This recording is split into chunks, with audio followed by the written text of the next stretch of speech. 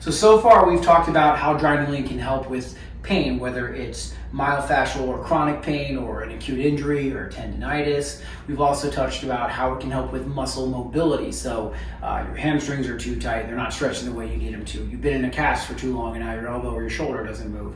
Now we're going to talk about the neurological aspects of it. One of the terms that we say a lot here at Direct Performance is we're performing a muscle reset when it comes to dry needling. So Nate, what is a muscle reset? Yes, good question. So we oftentimes will say, for example, get a patient coming in who has knee pain, whether they're a runner or they're doing strength training. We'll find that their knee pain is not really strictly related to the knee, but they have issues utilizing their glutes very well.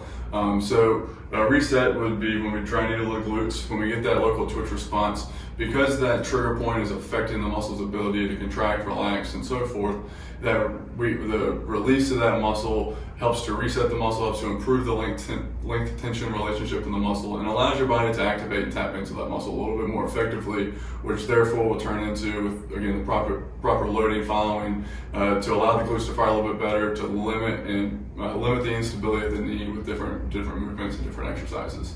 And I think one of the words that Nate keeps saying there is instability, and it's something I really drive home to all my patients. Is there's a difference between instability and weakness, because every time I tell someone, oh, there's instability in the knee, and it's, well, what about it is weak? It's like, well, not necessarily, because you can do manual muscle testing on people and find that everything is as strong as it needs to be, but they still can't do a step up without their knee collapsing, or they still can't do an efficient squat or deadlift.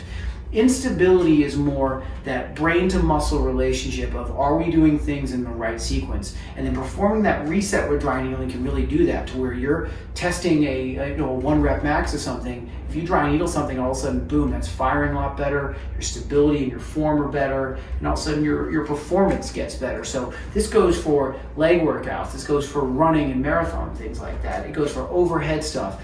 Really a wide range of things we can use to improve muscle activation and instability while getting that tissue reset. Coming up next, we're going to go over a couple of common questions that we hear from patients all the time and give you guys some solid answers.